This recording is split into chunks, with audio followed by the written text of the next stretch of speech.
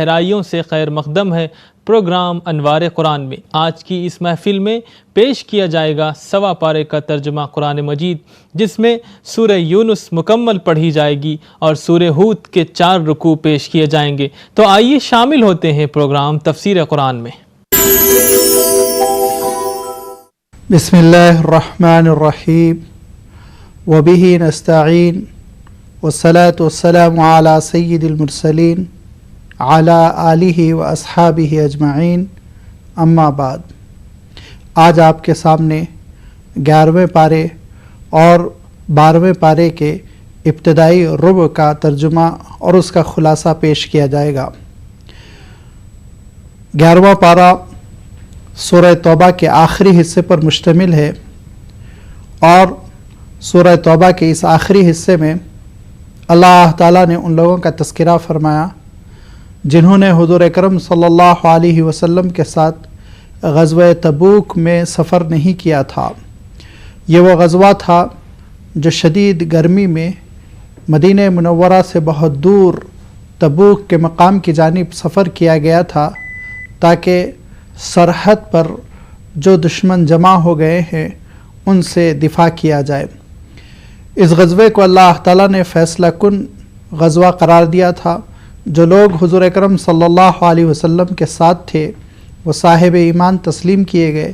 اور جو لوگ حضور اکرم صلی اللہ علیہ وسلم کا ساتھ دینے سے انکار کر رہے تھے ان کو صاحب نفاق قرار دیا گیا۔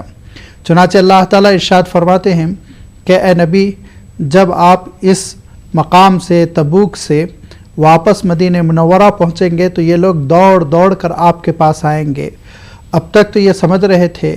کہ اس جنگ سے آپ زندہ سلامت واپس نہ آ سکیں گے، لہٰذا انہوں نے آپ کے ساتھ دینے سے انکار کیا، لیکن اب جب کہ آپ واپس تشریف لائیں گے تو یہ لوگ آپ کے پاس جھوٹے بہانے اور جھوٹی قسموں کے ساتھ حاضر ہوں گے تاکہ آپ ان کے اس قصور کو معاف کر دیں، لیکن اے نبی آپ کو اس بات کی اجازت نہیں کہ آپ ان کے اس قصور کو معاف کر دیں، بلکہ اللہ تعالیٰ نے اس قدر شد و مت کے ساتھ ان کی سرزنش کی کہ ارشاد فرمایا کہ ان میں سے اگر کوئی شخص مر جائے تو اے نبی آپ ان کی نماز جنازہ نہ پڑھیں، اور یہ بھی ارشاد فرمایا کہ آپ ان کی قبر پر کھڑے ہو کر ان کے لیے دعائے مغفرت بھی نہ کریں، کیونکہ یہ وہ لوگ ہیں جن کو جہنم کی سزا ہر حال میں ملنی ہے کہ انہوں نے نبی اسلام کے ساتھ دھوکے کا معاملہ کیا۔ ہاں، اس زد میں 3 نیک دل صحابہ بھی آ رہے تھے جو بعض آزار کی وجہ سے، بعض عذر کی وجہ سے اس جنگ میں شامل لشکر نہ ہو سکے تھے۔ اللہ تعالیٰ نے ان تینوں کی توبہ قبول فرمائی اور ارشاد فرمایا وَعَلَى الثَّلَاثَةِ الَّذِينَ خُلِّفُوا، اور وہ 3 جو پیچھے رہ گئے تھے ان کا زبردست بائیک آؤٹ ہوا، اور ان کو ضرورت بھر سزا دینے کے بعد ان کا قصور معاف کیا جاتا ہے، اور دیگر مہاجرین و انصار صحابہ کی طرح ان کی توبہ قبول ہوتی ہے۔ سورہ توبہ میں اللہ تعالیٰ نے حضور اکرم صلی اللہ علیہ وسلم کا تذکرہ کرتے ہوئے ارشاد فرمایا کہ نبی کا مقام وہ بہت ہی اہم ہے اس طور پر کہ اللہ تعالیٰ کے دین کی اتمام اور اس کی نعمت کو مکمل کرنے کے لیے تشریف لائے ہیں۔ چنانچہ ارشاد فرمایا لَقَدْ جَاءَكُمْ رَسُولٌ مِّنْ أَنفُسِكُمْ عَزِيزٌ عَلَيْهِ مَا عَنِتُّمْ حَرِيصٌ عَلَيْكُمْ بِالْمُؤْمِنِينَ رَءُوفٌ رَحِيمٌ۔ دیکھو اے انسانوں، تم تک جو رسول آ چکے ہیں ان کا عالم یہ ہے کہ اہل ایمان پر جو چیز شاق ہوتی ہے، گراں ہوتی ہے، وہ نبی کو بھی گراں لگتی ہے، وہ نبی کو بھی ناپسند ہوتی ہے، اور ارشاد فرمایا وہ بڑی شفقت والے ہیں، وہ بڑی ہمدردی رکھتے ہیں، انسانوں کے ساتھ بہت ہی خیر خواہی کا معاملہ کرتے ہیں۔ حریص علیکم بالمؤمنین رؤوف الرحیم، ان کے دل میں بڑی رفعتیں ہیں اور رأفتیں ہیں، ہمدردیاں ہیں، اور بہت ہی اہل ایمان کے ساتھ ان کا معاملہ وہ غیر معمولی رحم و کرم کا ہے۔ اس حقیقت کے باوجود جو لوگ پیٹ پھیرتے ہیں ان سے اے نبی آپ یہ کہہ دیجئے کہ میرا معاملہ تو یہ ہے کہ میں اس پروردگار پہ توکل کرتا ہوں، بھروسہ کرتا ہوں جو رب عرش کریم ہے۔ اس پر سورہ توبہ کا اختتام ہوا اور پھر سورہ یونس کا آغاز ہوتا ہے۔ سورہ یونس جو حضور اکرم صلی اللہ علیہ وسلم پر مکہ مکرمہ میں ہجرت سے پہلے نازل ہوئی، اس سورہ میں اللہ تعالیٰ نے اس بات کا تذکرہ فرمایا کہ لوگوں کو اس بات پر حیرت ہے کہ اللہ تعالیٰ کا کلام ایک بندے پر نازل ہو رہا ہے، تو حیرت کی کیا بات ہے؟ اگر لوگ اپنے ارد گرد کا جائزہ لے تو دیکھیں گے کہ اللہ تعالیٰ کی عجیب و غریب نشانیاں بکھری ہوئی ہیں۔ چنانچہ اللہ تعالیٰ ارشاد فرماتا ہے اس پوری کائنات کو پروردگار نے 6 مختلف مرحلوں میں پیدا کیا، اور زمین و آسمان کے پیدا کر دینے کے بعد اللہ تعالیٰ ارشاد فرماتا ہے کہ اس نے سورج کو روشن کیا، چاند کو منور کیا، اور دنیا کی اور چاند کی گردش اس سے مہینوں کا، سالوں کا، ہفتوں اور دنوں کا حساب معلوم ہوتا ہے۔ لہٰذا یہ دن و رات کے آنے جانے اور گھٹنے اور بڑھنے میں اللہ تعالیٰ کی بڑی عظیم الشان نشانیاں ہیں۔ اللہ تعالیٰ نے اپنی نشانیوں کا تذکرہ کرتے ہوئے ارشاد فرمایا کہ بندوں میں ایک بڑی تعداد ہے جو اللہ تعالیٰ کی ان نشانیوں کا اعتراف کرتے ہوئے اس کی شکر گزار ہو کر زندگی بسر کرتی ہے، جبکہ ایک تعداد بندوں کی ایسی بھی ہے جو اللہ تعالیٰ کی ان نشانیوں سے اللہ تعالیٰ کی کوئی معرفت حاصل نہیں کرتی۔ وہ سب کچھ دنیا کی زندگی اور دنیا کی زندگی کی ریل پیل کو ساری چیز وہی سمجھتے ہیں۔ اللہ تعالیٰ ارشاد فرماتا ہے کہ ان کا عالم یہ ہے کہ دنیا کی زندگی کے لیے وہ جیتے ہیں اور جینے کے لیے سامان زندگی کرتے ہیں، اور ان کا عالم یہ ہے کہ اگرچہ اللہ تعالیٰ کی عام حالات میں ناشکری کرتے ہیں، لیکن جب مصیبت میں پھنستے ہیں تو پھر خوب اللہ تعالیٰ یاد آتا ہے۔ چنانچہ اللہ تعالیٰ ان کی مثال بیان کرتے ہوئے ارشاد فرماتا ہے هو الذی یسیرکم فی البر والبحر، کہ دیکھو پروردگار نے تم کو خشکی پر اور سمندر میں سفر کی صلاحیت عنایت فرمائی۔ لہذا دیکھو ایک سفینہ ہے، ایک کشتی ہے جس میں کچھ لوگ سوار ہو کر سفر کر رہے ہیں، اور کشتی وہ بہت ہی اچھے انداز میں آگے بڑھتی چلی جا رہی ہے، ہوائیں بھی موافق ہے اور سازگار ہیں، اور لوگ اترائے ہوئے ہیں، کشتی کے سوار خوش ہیں، مطمئن ہیں، یہاں تک کہ دھیرے دھیرے ہواؤں کا رخ بگڑنے لگتا ہے اور کشتی بھنور میں پھنسنے لگتی ہے، موج پر موج چڑھتی ہے، چاروں طرف سے طوفان آنے لگتا ہے۔ اس موقع پر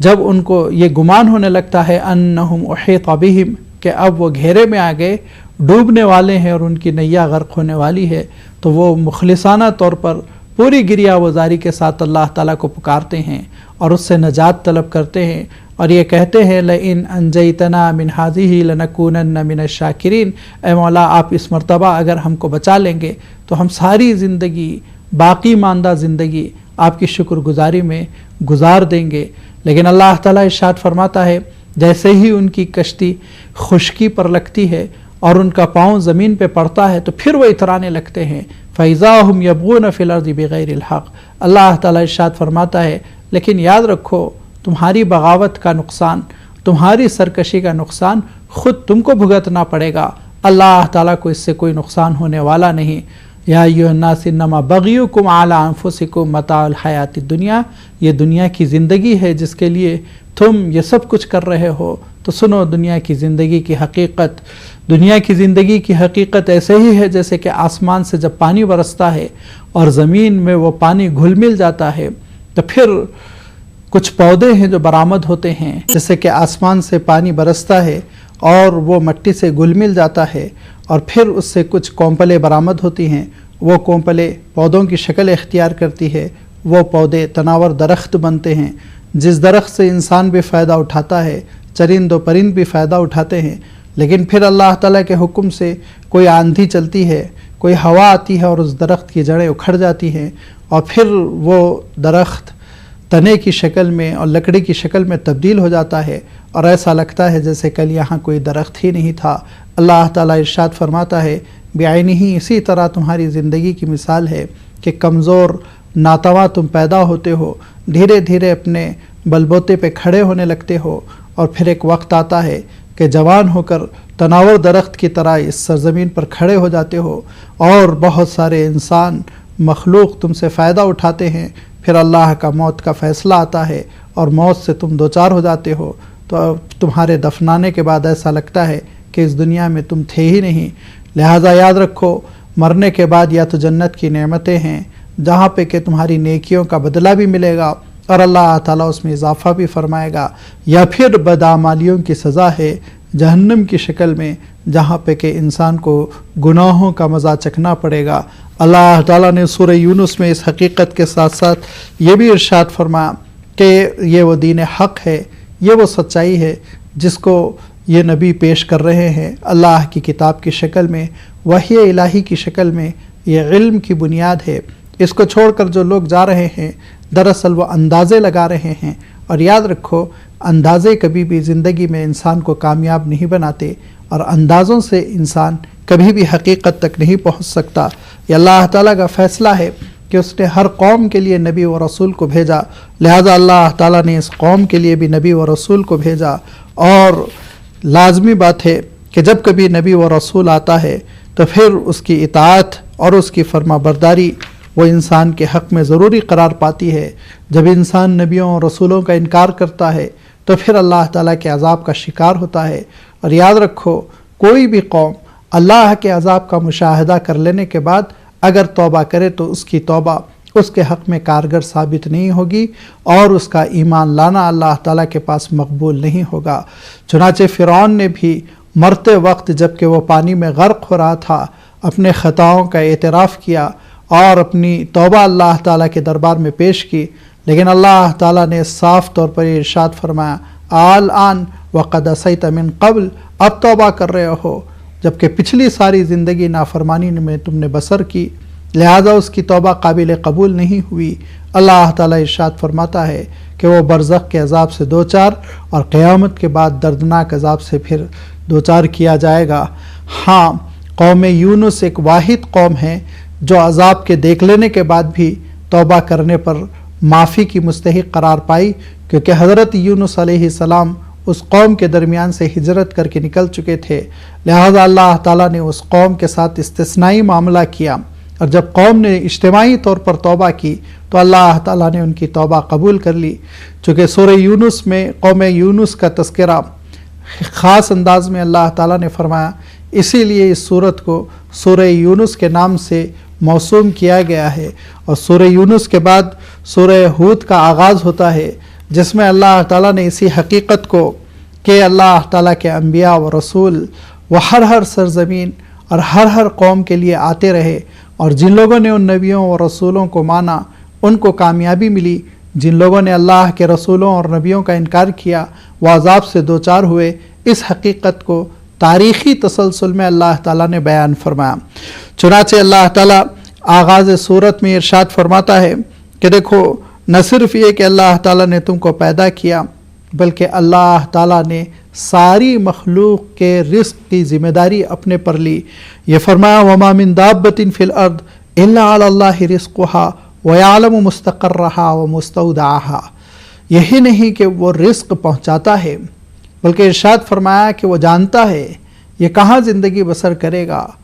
زمین میں اس کا آشیانہ کہاں رہے گا، وہ مستودعاها، اور مرنے کے بعد اس کا ٹھکانہ کیا ہوگا، وہ سب کچھ پروردگار کے علم میں ہیں۔ اس کے بعد اللہ تعالیٰ ارشاد فرماتا ہے کہ یہی توحید کی دعوت لے کر حضرت نوح علیہ السلام کھڑے ہوئے تھے، اور حضرت نوح علیہ السلام نے ساری انسانیت کو اس زمانے کی اللہ تعالیٰ کی عبادت اور اللہ تعالیٰ کی اطاعت کی دعوت دی۔ برسا برس حضرت نوح علیہ السلام یہ خدمت انجام دیتے رہے، بلکہ قرآن مجید کی صراحت کے مطابق سینکڑوں سال 950 سال حضرت نوح علیہ السلام نے اللہ تعالیٰ کی طرف لوگوں کو بلایا، لیکن لوگوں نے انکار کیا اور حضرت نوح علیہ السلام کی بات کا اعتراف نہ کیا، آپ کی رسالت کو تسلیم نہیں کیا، آپ کی دعوت کو نہ مانا۔ حضرت نوح علیہ السلام بڑی درد کے ساتھ یہ فرمایا کرتے تھے کہ انلزمکمھا وانتم لہا کارہون، تم نہیں مان رہے ہو تو میں کیا کروں، تمہاری گردن سے اس دعوت کو میں نہیں باندھ سکتا۔ حضرت نوح علیہ السلام کی کوششیں پیہم چلتی رہیں، ایک مدت تک چلتی رہی، یہاں تک کہ حضرت نوح علیہ السلام کے ساتھ بڑی بدتمیزی ہونے لگی، گستاخی ہونے لگی۔ ایک مرتبہ حضرت یونس علیہ السلام اللہ تعالیٰ سے رجوع ہوتے ہیں اور اس کے دربار میں ہاتھ اٹھا کر یہ کہتے ہیں کہ مولا صبح و شام ان کو سمجھایا،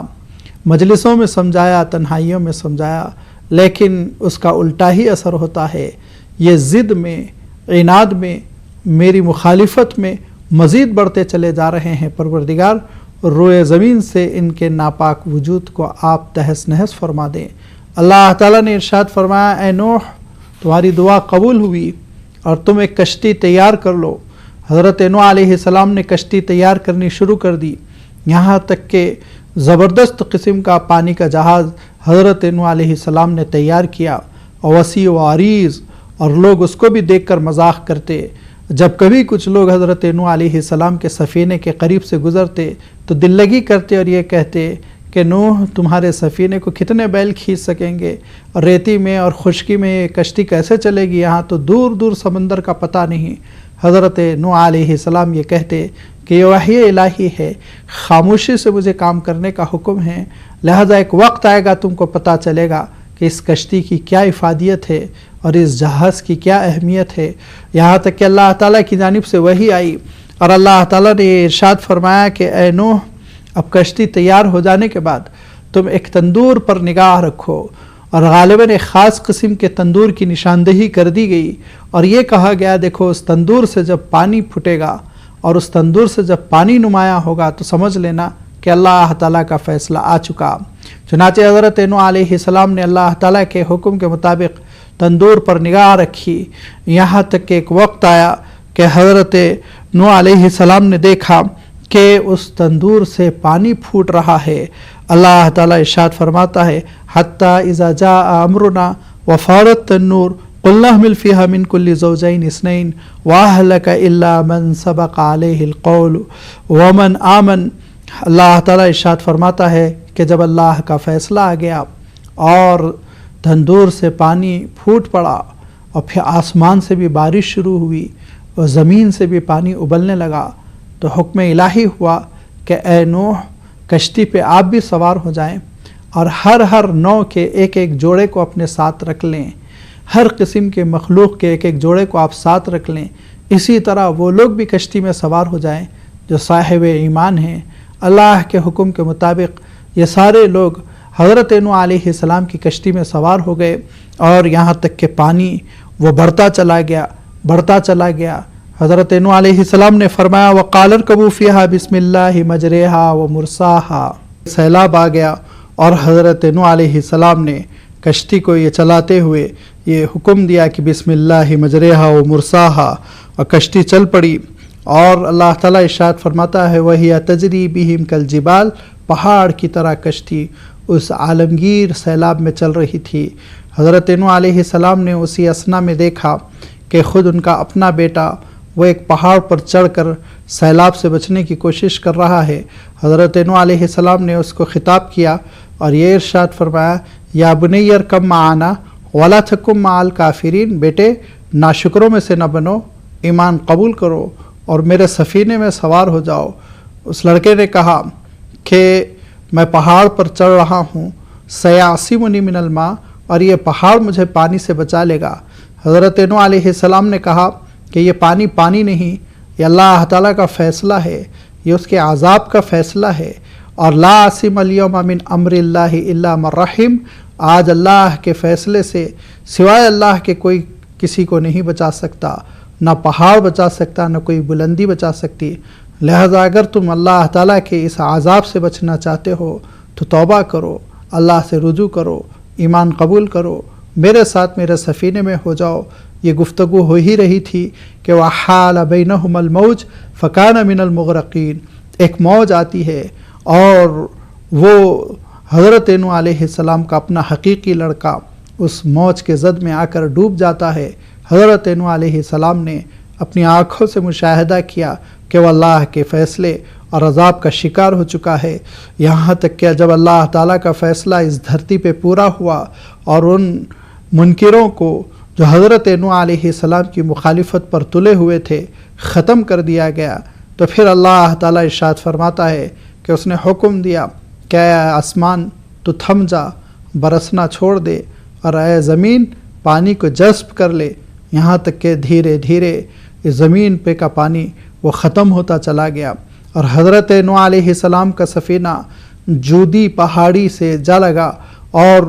उस पहाड़ी पर हज़रत नूह अलैहिस्सलाम जब उतरते हैं तो जैसे ही हज़रत नूह अलैहिस्सलाम ने फ़ुर्सत पाई, اللہ تعالیٰ کے دربار میں اپنے ہاتھ اٹھا کر یہ دعا کی کہ مولا میرا اپنا لڑکا دنیا اس کی تباہ ہو گئی، وہ ڈوب کر مر گیا اور زندگی اس کی ختم ہو گئی، لیکن مولا آخرت میں اس کو اپنے عذاب سے بچا لے، جو بھگتنا تھا وہ دنیا میں بھگت چکا، کم سے کم آخرت کے عذاب سے وہ محفوظ رہے۔ اے اللہ آپ کا وعدہ ہے نبیوں و رسولوں کا کہ نبیوں و رسولوں کو آپ ناکامی سے دوچار نہیں فرماتے ہیں، لہذا اے اللہ یہ قیامت کے دن کی ایک ناکامی ہوگی کہ خود میرا اپنا بیٹا جہنم کی طرف جائے گا۔ اللہ تعالیٰ حضرت نوح علیہ السلام کو ارشاد فرماتا ہے کہ اے نوح، جس چیز کا تمہیں علم نہیں اس کی تم دعا نہ کرو، انہ لیس من اہلک، وہ تمہارا لڑکا نہیں ہے، کیونکہ انہ عمل غیر صالح، اس کے اعمال اس لائق نہیں ہے کہ اس کو تمہارا بیٹا شمار کیا جائے، وہ منکروں میں سے ہے، اور چاہے وہ نبی زادہ ہو چاہے وہ رسول زادہ ہو، جب وہ منکروں میں سے ہوگا اور اللہ کا باغی قرار پائے گا تو اللہ کی گرفت سے نہیں بچ سکتا۔ لہذا اے نوح اس سلسلے میں تم کو دعا کی اجازت نہیں۔ حضرت نوح علیہ السلام متنبہ ہو جاتے ہیں اور فوراً یہ کہہ پڑتے ہیں کہ اللہ اگر آپ میرے ساتھ رحم و کرم کا معاملہ نہ فرمائیں، وَإِن لَّمْ تَغْفِرْ لِي وَتَرْحَمْنِي أَكُن مِّنَ الْخَاسِرِينَ، تو مولا میں گھاٹے میں رہ جاؤں گا اور میں بڑی پریشانی کا سامنا کروں گا، بڑا خسارہ ہوگا۔ حضرت نوح علیہ السلام کی اس دعا اور اللہ تعالیٰ نے رد عمل میں جو وحی عنایت فرمائی، جو وحی ارشاد فرمائی، ہر دو سے یہ نتیجہ اخذ کرنا انتہائی آسان ہے کہ اللہ تعالیٰ کے پاس کامیابی کی شرط وہ انسان کے اپنے اعمال ہے، اعمال صالحہ جس کی بنیاد پر اللہ تعالیٰ کے پاس کامیابی ملتی ہے۔ نسبت اور والد کا کچھ ہونا، دادا کا کچھ ہونا اور خاندان کا شجرہ، یہ انسان کو بچانے کے لیے کافی نہیں، بلکہ خود انسان کے اپنے اعمال، اس کی نیکیاں، اس کی ہمدردی، اس کا تقوی اور اس کی انسانیت نوازی، اس کی عبادتیں اور اس کی ریاضتیں، یہ اس کے حق میں کارگر ہوگی۔ چنانچہ حضرت نوح علیہ السلام کے اس واقعے سے اللہ تعالیٰ نے جہاں اس حقیقت کو واشگاف کیا کہ بہر صورت اللہ کے نبیوں و رسولوں کی تائید ہوتی ہے اور ان کو غلبہ ملتا ہے اور حق کی نصرت ہوتی ہے، وہیں اللہ تعالیٰ نے اس حقیقت کو بھی بیان فرمایا کہ اگر تم کو آخرت کی کامیابی حاصل کرنا ہے اور اللہ تعالیٰ کے پاس مقام حاصل کرنا ہے تو صرف اپنے خاندان کے پندار پر ناز نہ کرو، اسی پہ تکیہ بھروسہ نہ کرو، بلکہ تم خود عمل کے لیے کھڑے ہو جاؤ، یہی چیز تم کو اللہ تعالیٰ کے پاس مقبول بنائے گی۔ وآخر دعوانا ان الحمد للہ رب العالمین۔ ناظرین، آپ نے ملاحظہ فرمایا ہمارا پروگرام انوار قرآن اللہ مجھ کو اور تمام ناظرین کو جو کچھ سنا ہے اس پر عمل کرنے کی توفیق عطا فرمائے۔ ناظرین دیکھنا نہ بھولیں آج شب حرم شریف مکۃ المکرمہ سے نماز عشاء اور نماز تراویح کا ڈائریکٹ لائیو ٹیلی کاسٹ۔ دیجیے اجازت اپنے دوست محمد ثناء اللہ خان قاسمی کو۔ خدا حافظ، السلام علیکم۔